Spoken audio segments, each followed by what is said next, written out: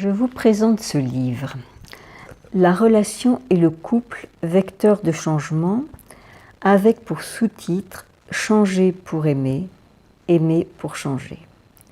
Ce livre, c'est le témoignage de deux couples qui ont suivi un processus thérapeutique et qui nous en parlent. Mon mari et moi-même, nous avons suivi un processus thérapeutique quand nous étions plus jeunes et qui a été extrêmement bénéfique et qui a changé notre vie. Suite à cela, j'ai fait une formation à l'université en psychologie, puis nous nous sommes installés, mon mari et moi, comme psychothérapeutes et en particulier psychothérapeutes de couple. Donc ce livre, c'est le témoignage de deux couples qui nous font partager les méandres de leur thérapie avec ses difficultés et ses avancées. On pourrait dire que la thérapie de couple, elle concerne trois axes principalement, trois axes qui interfèrent les uns avec les autres. Le premier, c'est se connaître soi-même. Le deuxième, c'est comprendre l'autre. Et le troisième, c'est comprendre ce qui se joue entre nous. Donc, se connaître soi-même, ça va être vraiment comprendre mais comment je fonctionne. Quelles sont mes zones à moi de sensibilité, mes zones de réactivité, de susceptibilité qui me font réagir. Et derrière ces zones de sensibilité, qu'est-ce qu'il en est de l'estime de moi, des jugements que j'ai sur moi-même, des croyances que j'ai sur moi-même, et la manière dont je m'estime plus ou moins bien. Et à partir de là, la manière dont je vais comprendre l'autre, comment je vais le juger, et quelles vont être mes projections sur lui. Et puis aussi mes réactions, la façon dont j'agis, dont je réagis. Ça, c'est vraiment tous les éléments qui vont me permettre d'aller dans la connaissance de moi-même.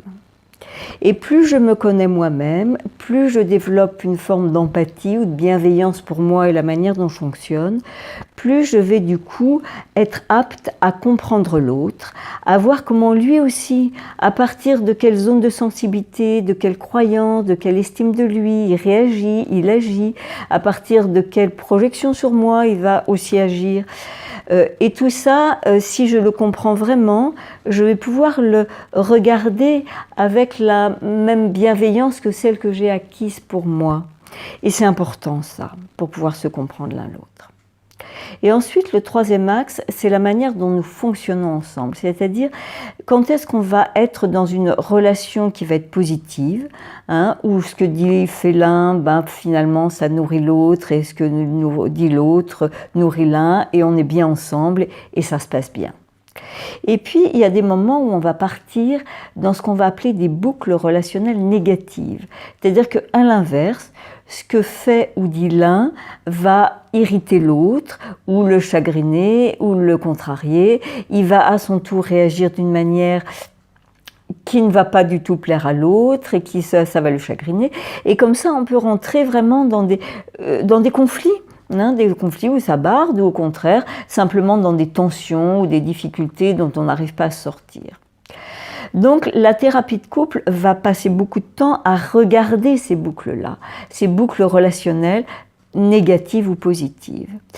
Et plus on va les comprendre, plus on va voir ce qui se passe, plus on va pouvoir prendre de la hauteur d'une certaine manière.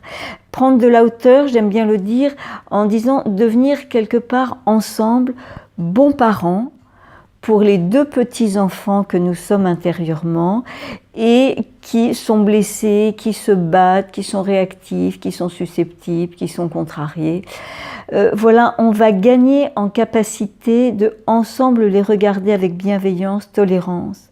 Et plus on va pouvoir faire ça, plus on va transformer nos boucles négatives en boucles positives, où on va se comprendre l'un l'autre. Et plus on va axer notre vie sur des boucles positives, plus notre relation va devenir souple, détendue, et plus notre vie va devenir simple et douce. Et vraiment, ça vaut le coup.